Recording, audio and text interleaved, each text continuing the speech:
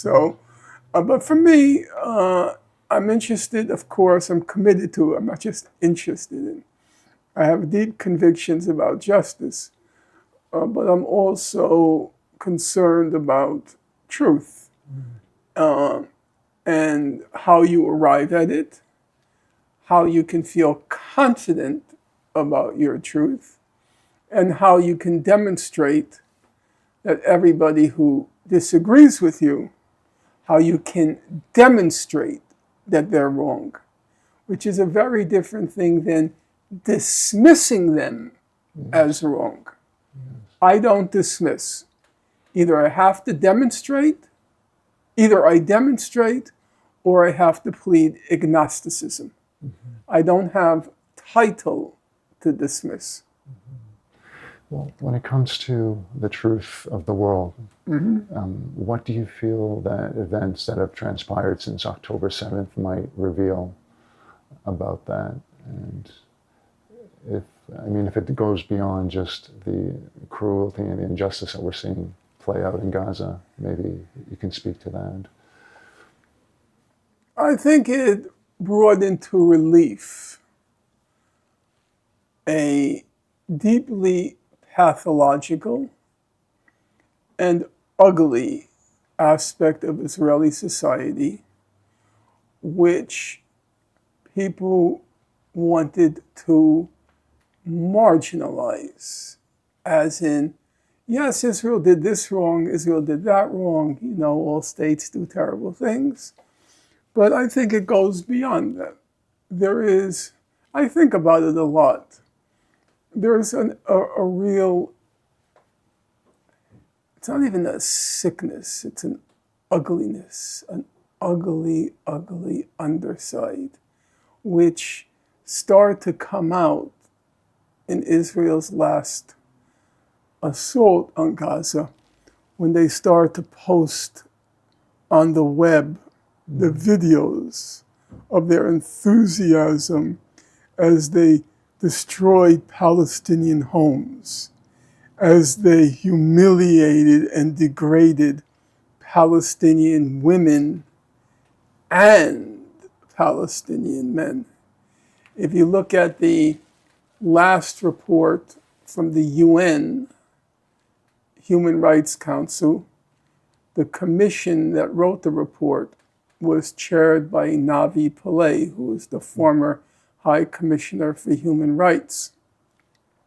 And in her legal conclusions, she accused Israel of 2 crimes against humanity. One was the crime of extermination. But there was a second one which was quite interesting. It was the crime of persecution. And the persecution was not of women. It was the crime against humanity of persecution to Muslim men and boys. This systematic targeting of the males in Gaza for moral and physical degradation. And this is a side note, I came as a result of watching what was unfolding in Gaza. If you remember, and this is not the past tense, it's the present tense too, they always said number of women and children killed, as if women and children was a proxy for civilians.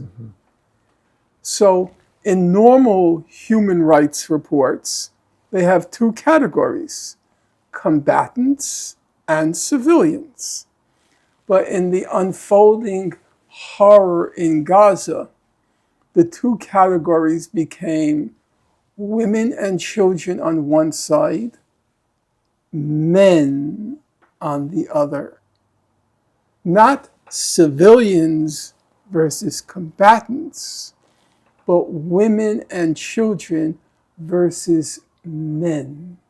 as if every male in Gaza was a legitimate target. Every male in Gaza was a legitimate target. And when you read the Israeli distinctions, when they talk about the number of Hamas militants they killed, do you know what that number is? It's the number of men they killed. Hamas doesn't wear uniforms. They don't carry around IDs that say Hamas terrorist. How would Israel know how many of those it killed were Hamas militants and how many were just civilians? They don't even make the distinction. So to return to your question, I know that was a long diversion, but it's still relevant. To return to your question, I think a real ugly underside to Israel, not just, well, we know in war, there are always some rotten apples in the barrel, and there are always excesses. No, these weren't excesses. These weren't rotten apples. This was the rot at the core of Israeli society, the rot at the core of this obnoxious, narcissistic, Jewish supremacist society had come to the surface. And it's been quite shocking. Mm-hmm. It's quite shocking to observe. And it causes one to wonder at the capacity of this society for self-reform. Mm-hmm. The capacity. And I am dubious at this point, with each passing day, with the reading of each new human rights report, with each new massacre and murder that occurs, now at a point where it doesn't even raise eyebrows anymore. Each day, another school, another refugee center, they just killed 22 here, 60 here, 100 there. Nobody even thinks twice anymore. It's a sight to behold. It's as if, in Freudian language or in Freud's speculations, we have a thing called the ego, which is our self-focused concerns, and then there's what Freud calls a superego. And the superego is when you internalize some external authority which keeps your ego in check. I know that sounds a little bit sophisticated, so just simply, whenever you're thinking about doing something wrong, right? You think about doing something wrong, immediately an image of your mother comes into your mind, mm-hmm. or an image of your father comes into mind, telling you you shouldn't do that. I have, depending on the circumstance, I have many superegos. If I let the water running, I think about a famous environmentalist who I deeply respected, Pete Seeger. And I would say, what would Pete Seeger think? And then I would shut the water, mm-hmm. In other circumstances, I would think of my mother. I would think of my father. And in quite a few circumstances, it's Chomsky. Mm-hmm. The superego, Freud says, watches garrison-like over your ego. And Israel has no superego. It doesn't. It does whatever it wants. Nothing, no authority figure constrains it or reins it in. It's Netanyahu, Prime Minister Netanyahu, going to the UN and saying, "You're all anti-Semitic bile," which is what he said in his last speech. It can't be that we might be doing something wrong, because Jews can do no wrong. It has to be anti-Semitism, because Jews can do no wrong. And that's an ego, the stupefying narcissism, uncontrolled, out of control. And that's Israel. It's a stupefying narcissism, completely out of control. And anchored in the deep-seated belief that Jews can do no wrong, and if we're criticized, it's because they're envious of us, because we're better. They're envious of us. And why are they envious of us? Because we're better. Do you feel that universities make it easier or difficult to go too far, these universities as we see them today? Well, this is something completely unprecedented, what's happening now on the college campuses. The level of repression has no precedent since the early 1960s. Now, there was a lot of repression, and that triggered what was called, referring to the University of California at Berkeley, it triggered what was called the Berkeley Free Speech Movement. And the free speech movement was all about ridding the college campus of all the political taboos and limits on free speech.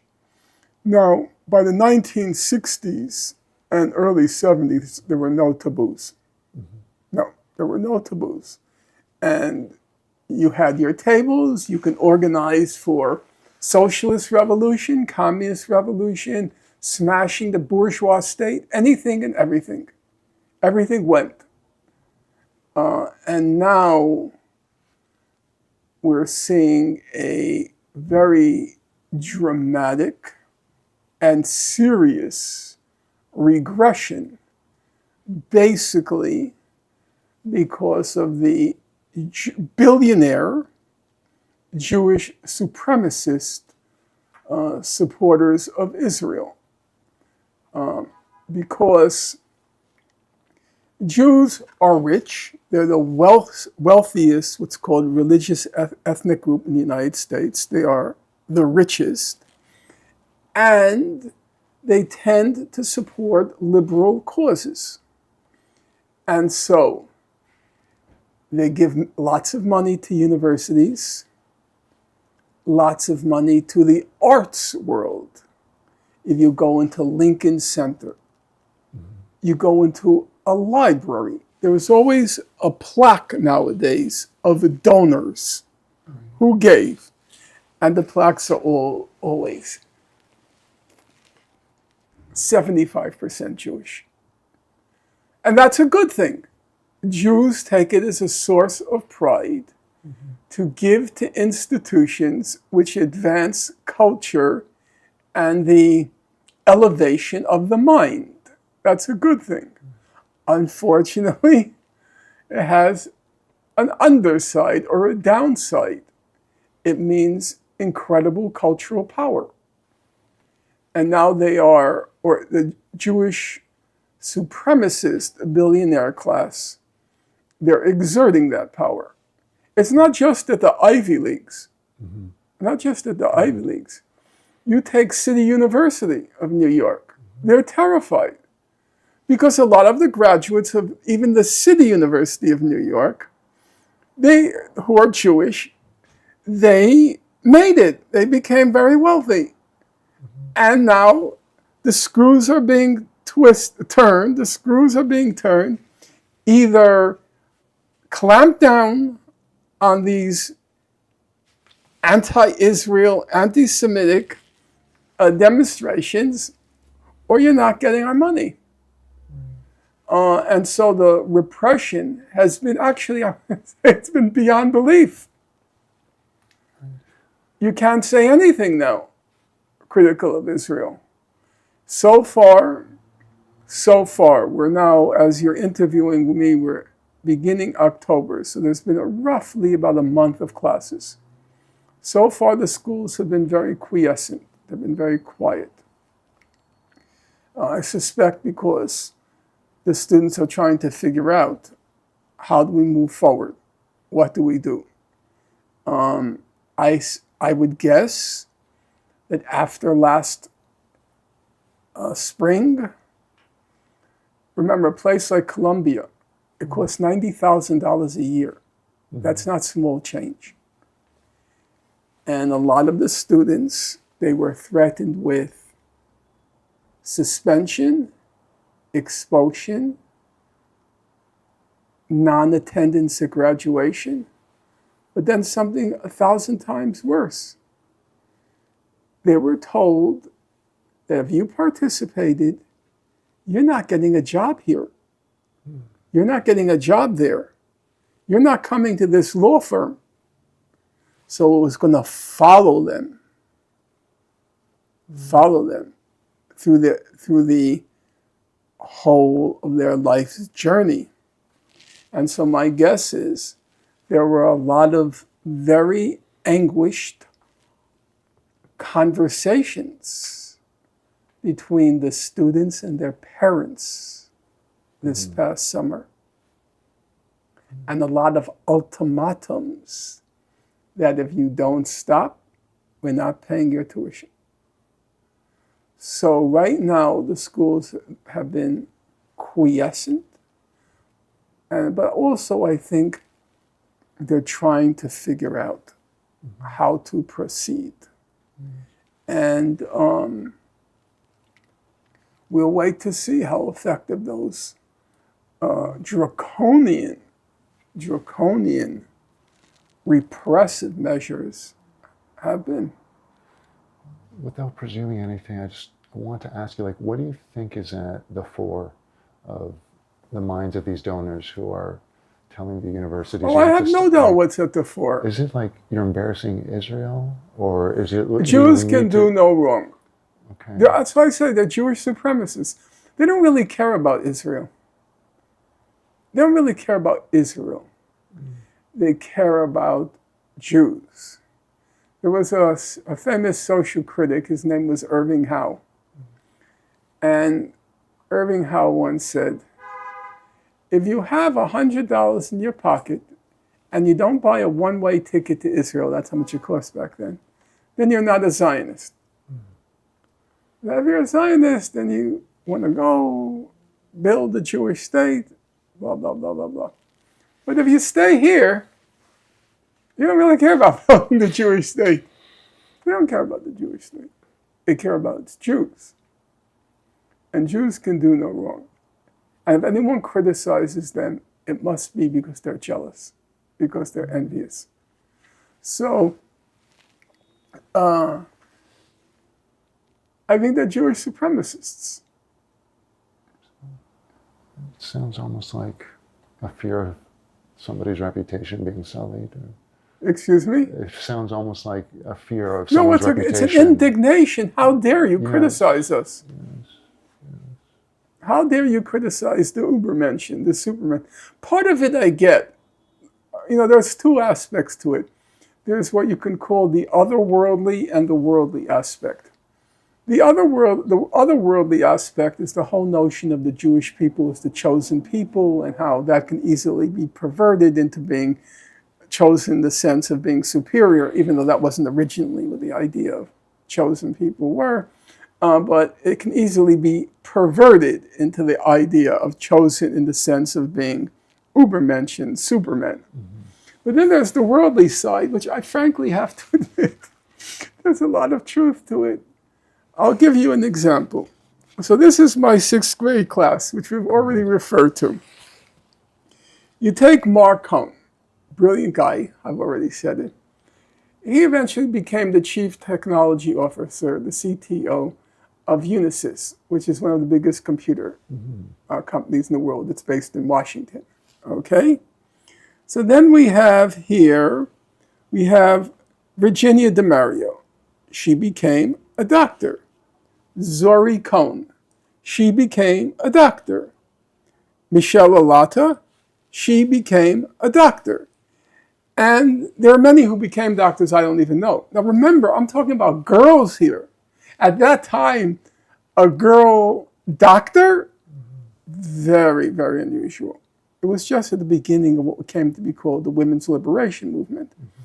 There were no, or just a handful of female doctors. But they all made it. So when Jews experience this utterly spectacular earthly success, they are 25 or 20 or 25% of Nobel laureates. I went to visit my high school a few months ago, and at the entrance to the high school, James Madison High School, they have all the famous graduates. A big board. Not 1, not 2, not 3, not 4, not 5. From my public high school, not a private high school. 6 Nobel laureates. 6 Nobel laureates in physics, chemistry, biology, economics. The Senate Majority Leader, Chuck Schumer, my high school. Bernie Sanders, my high school.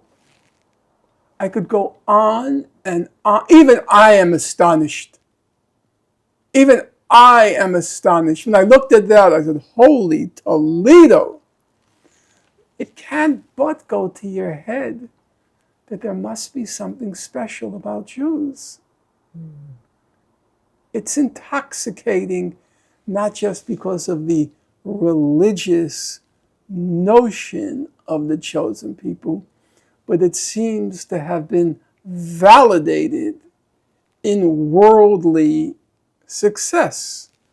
So people get carried away with that.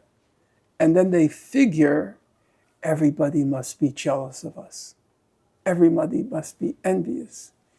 And if you hurl a criticism, or even utter a criticism, it can only be motivated by anti-Semitism. That's what they believe.